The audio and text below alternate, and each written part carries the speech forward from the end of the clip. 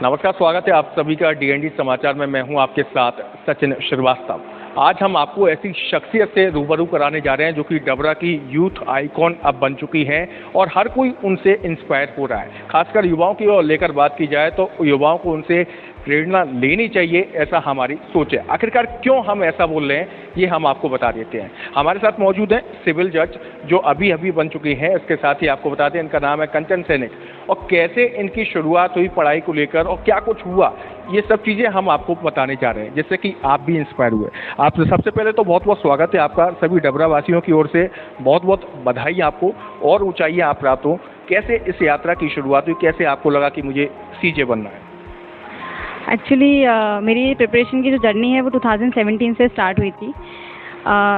10th या 11th class में जब मैं डबरा में थी तो it was very difficult for me to decide कि आगे लाइफ में करना क्या है, क्योंकि अगर हमें लाइफ में कुछ करना होता है तो सबसे पहले हमें आसपास के लोगों में परिवर्तन लाना होता है जो हमें आगे बढ़ने के लिए प्रोत्साहित करें। हमें ऐसे लोगों के बीच में रहना बहुत ज़रूरी है।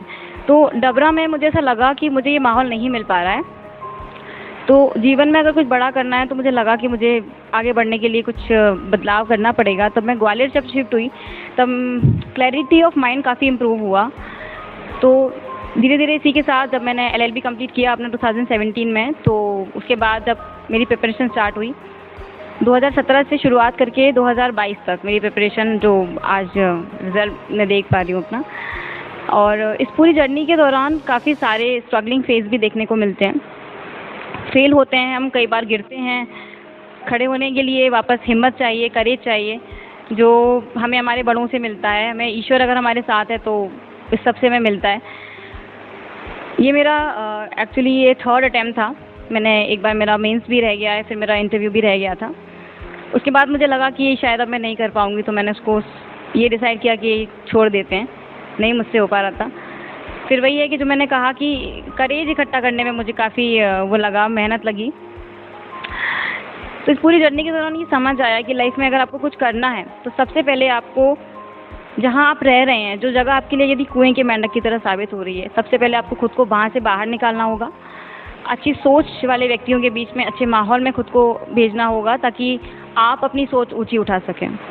बिल्कुल, अगर बात की जाए तो कुछ ना कुछ कमेंट भी आपको मिले होंगे तैयारी के दौरान। और दूसरी बात, एक कड़वी बात बोलना चाह रहा हूँ कि अभी सफलता आपको हासिल हो गई है। सफलता में बहुत सारे लोग साथ होंगे, लेकिन मेहनत करते हुए, संघर्ष करते हुए कुछ ही चंद लोग साथ रहते हैं। लेकिन आज सफलता के दौर में आज आपके साथ सभी लोग साथ। जी, हर किसी की जर्नी में ये चीज़ बिल्कुल डेफिनेट होती है। हर किसी के पास ये स्टोरी होती है कि हाँ, जब हम अपनी स्ट्रगलिंग फेज़ में होते हैं तो बहुत कम लोग ऐसे होते हैं जो हमारे साथ खड़े होते हैं और हमें मोटिवेशन देते हैं। उसमें हमारी फैमिली मेम्बर्स होते हैं, हमारे बड़े लोग होते हैं, हमारे टीचर्स होते हैं, लेकिन साथ ही साथ पुल डाउन करने के लिए भी लोग अवेलेबल होते हैं। कि जैसे मान लो यदि आप फेल हो गए हैं, आपसे नहीं हो पा रहा है, तो कई लोग ये कहने के लिए भी अवेलेबल रहते हैं कि लड़की होना एक एक्चुअली सबसे बड़ी प्रॉब्लम यहाँ पर होती है कि शादी का प्रेशर बनने लगता है। लोग कहते हैं कि जैसे डबरा जैसी सिटी में अगर आप कहें तो काफ़ी बार ऐसा सुनने मिला कि सिविल जज की तैयारी आप कर रहे हैं, क्या कर लेंगे, अब फेल तो हो गए हैं, आपसे नहीं हो पाएगा। आप बिल्कुल सही हैं इस लाइन में, क्योंकि कई लोगों ने ऐसा भी किया है। तो जो लोग आपको पुल डाउन करते हैं तो आपको उनको इग्नोर करना, अवॉइड करना सीखना इस जर्नी में बहुत ज़रूरी है। अगर आपको पहुंचना है आगे तो आपको पुल डाउन करने वाले लोगों को आपको इग्नोर करना होगा, अपने आप पे फोकस करना होगा, सारी चीज़ों को सेकेंडरी रखते हुए प्रायोरिटी अपनी स्टडी और अपने करियर को देना होगा। अच्छा, ये अभी हाल ही में रिजल्ट आया 10th क्लास और 12th क्लास का। मैं डबरा की बात करूं, मैं खुद स्वयं डबरा से पढ़ा हुआ हूं। उसके बाद मैंने ग्वालियर में भी पढ़ाई की है, भोपाल में भी पढ़ाई मास कम्युनिकेशन की है। तो डबरा में रह के हमें पता नहीं चल पाता है कि हम आगे करें क्या।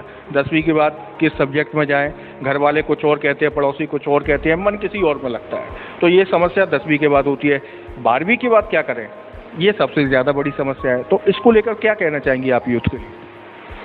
इसके लिए गाइडेंस फैक्टर बहुत मैटर करता है। यदि आप प्रॉपर गाइडेंस के अंदर हैं तो आप डिसाइड कर सकते हैं। और अगर 12वीं के बाद भी यदि नहीं समझ आ रहा है आपको कि आपको लाइफ में क्या करना है, तो सबसे पहला स्टेप ये होता है कि आपको ये रिकॉग्नाइज करना होगा कि आप क्या हो। क्योंकि अगर जब तक हम खुद को नहीं पहचान पाएंगे कि हम क्या हैं और किस फील्ड में हम अच्छा कर सकते हैं, तो हम अपनी फील्ड भी चूज़ करने में इनकेपेबल रहेंगे। मेरा ये सिविल जज चूज़ करने का रीज़न ही यही रहा था कि मैंने अपने नेचर के अकॉर्डिंग इस फील्ड को चुना। क्योंकि ये फील्ड रिजर्व पर्सन्स को मांगती है, लेस सोशल पर्सन्स जो होते हैं। मेरा जो बिहेवियर है, मेरा जो नेचर है, बेसिक नेचर जो मेरा रिकॉग्नाइज आफ्टर 12th क्लास ही मैंने किया, जिसमें मुझे ये पता चला कि मैं बहुत रिजर्व काइंड की पर्सन हूँ। लोगों के बीच रहना मुझे ज़्यादा पसंद नहीं है और सोशल प्लेटफॉर्म पे भी मैं ज़्यादा अवेलेबल नहीं रहती हूँ। इसके साथ ही मुझे ये समझ में आया था कि मेरे किसी भी फील्ड में यदि मैं काम कर रही हूँ तो मैं प्रोडक्टिव और ज़्यादा तब हो पाती हूँ जब लोगों का प्रेशर मेरे ऊपर नहीं होता। जैसे जुडिशरी है, जुडिशरी में आउटसाइड प्रेशर जो है बहुत ही कम रहता है, आप अपना काम खुले मन खुले विचारों के साथ कर सकते हैं। तो मैंने जब खुद को पहचाना तो मैंने डिसाइड कर पाया कि मुझे किस फील्ड में जाना है। तो यदि कन्फ्यूजन अराइज होते हैं 12th के बाद, तो आपको सबसे पहले खुद को समझना होगा कि आप क्या हो, आप कैसा रिएक्शन करते हो, सिचुएशन को कैसे हैंडल करते हो। यदि आप मैनेज अच्छा करते हो तो आप मैनेजमेंट फील्ड में जाइएगा। तो करियर डिसाइड करने से पहले ये डिसाइड करना बहुत ज़रूरी है कि आप क्या हैं। बिल्कुल, अगर बात की जाए कि जैसा कि आपने बताया कई लोग पुल डाउन करने वाले भी रहते हैं, उनको लेकर अगर बात करें तो कुछ लोग तो उनकी बातों में आते हैं और वो अपनी तैयारी कर रहे होते हैं और तैयारी पूरी भी नहीं कर पाते, उससे पहले ही मैदान छोड़ देते हैं। आपको ऐसा लगा कि मुझे भी अब मैदान छोड़ देना चाहिए, वो सामने वाला व्यक्ति सही बोल रहा है, या आपको अंदर से ऐसी फीलिंग नहीं आप बोलते रहिए मैं तो करके दिखाऊंगी? नहीं, ऐसा मुझे कभी नहीं लगा, क्योंकि मैंने एज आई सेड कि अपने बचपन से जो मेरा बेसिक नेचर है उसके अकॉर्डिंग डिसाइड करके मैंने अपना फील्ड चूज़ किया था। तो एक और चीज़ मेरे अंदर से बचपन में है कि जो डिसाइड किया है, जो ज़िद कह सकते हो आप जिसे, जो बचपन में बच्चों की ज़िद होती है, वो बड़े होकर मेरी ये ज़िद बन गई थी। और घर में भी यही चीज़ रहता है मेरा कि कोई कुछ भी कहे, जो मैंने डिसाइड किया है तो मैं उसको पूरा करूँगी। तो काफ़ी लोग आए ज़रूर, लेकिन अगर मैं गिरी हूँ तो सिर्फ अपने अंदर के जो करेज होता है उसके टूटने से गिरी हूँ, किसी के कहने से नहीं गिरी। और अगर कोई कहता भी था तो और स्पार्क आता था कि अब इन्हें तो करके दिखाना ही है, कि जिन्होंने मना करा है उन्हें तो करके दिखाना ही है। तो किसी के मनोबल गिराने से स्पार्क टूटता नहीं है, स्पार्क और बढ़ता है।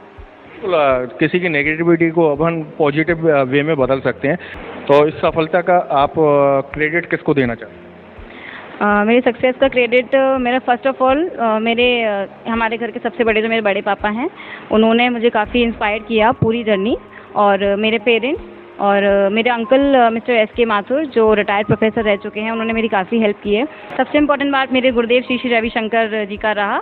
आर्ट ऑफ लिविंग फाउंडेशन की मैं वॉलंटियर भी रह चुकी हूँ, तो वहाँ से मुझे बहुत मदद मिली है। अच्छा, एक अंतिम सवाल मेरा ये है कि किस तरह से लोग देख रहे हैं आपको, तो आप गाइडेंस दे दीजिए कि कई लोग जानते भी नहीं है सिविल जज क्या होता है। ये मैं सच्चाई बता रहा हूँ, डबरा की हकीकत ये बयां कर रहा हूँ। कई लोग जानते नहीं है सिविल जज क्या होता है, लेकिन कई लोगों के मन में तमन्ना भी है कि नहीं हमें भी ये करना है। आपको और देख लिया तो और लोगों के मन में हो कि हम भी बनेंगे। तो कैसे इसकी तैयारी होती है, क्या कुछ होता है, पूरी एक डिटेल में बताइए। ओके, आफ्टर 12th इसके लिए बेसिक जो क्वालिफिकेशंस होती है वो LLB होती है, और ये 2 तरीके से होती है। यदि आप इंटीग्रेटेड कोर्स करना चाहते हैं तो आफ्टर 12th ही आप डायरेक्टली LLB में एडमिशन ले सकते हैं। क्लैट के थ्रू आप बेस्ट कॉलेजेस में जा सकते हैं। अदरवाइज़ यदि लाइक मेरी सिचुएशंस नहीं थी तो मैंने BCom के बाद 3 ईयर कोर्स किया था। तो ग्रेजुएशन के बाद भी आपका माइंड चेंज होता है कि लॉ फील्ड में जाना है, तब भी आपके पास ऑप्शन अवेलेबल है कि आप LLB कर सकते हैं, तब वो 3 साल का कोर्स रहता है। फिर उसके बाद आपको इस प्रिपरेशन के मैदान में उतरना होता है, जिसके लिए 3 फेजेज़ होते हैं।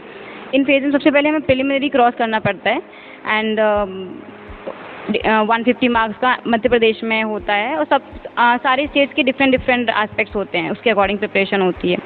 फिर देन जब हम क्लियर कर लेते हैं तो हमारा मेंस में एंट्रेंस होता है। मेंस एक्चुअली डिस्क्रिप्टिव पेपर होता है, तो मेंस में ऐसे राइटिंग रहता है, जजमेंट राइटिंग रहता है और आंसर राइटिंग रहता है। इसकी प्रिपरेशन के बाद अगर आप ये फेज क्रॉस कर लेते हैं तो फिर हमें इंटरव्यू कॉल होता है। साक्षात्कार के बाद आप जज बन जाते हैं। और यही प्रोसेस से होकर कंचन निकली और आज सिविल जज बन गई। इसके साथ ही बहुत बहुत बधाइयाँ एक बार फिर से हम इन्हें देना चाहते हैं। इसके साथ ही हमने आपको बताया कैसे इनके संघर्ष की कहानी थी और कैसे इन्होंने फाइट किया। लोग बोलते भी गए लेकिन उसको नेगेटिविटी को भी पॉजिटिव वे में बदल दिया और जो सपना देखा हुआ था उसको साकार करके दिखाया। अब ऐसे ही लोगों से आप इंस्पायर हो सकते हैं, ऐसे लोगों से ही प्रेरणा ले सकते हैं और आगे बढ़िए। आपका भविष्य भी उज्जवल हो। इसके साथ ही पुनः एक बार उज्जवल भविष्य की कामना करते हैं। आपका बहुत बहुत धन्यवाद।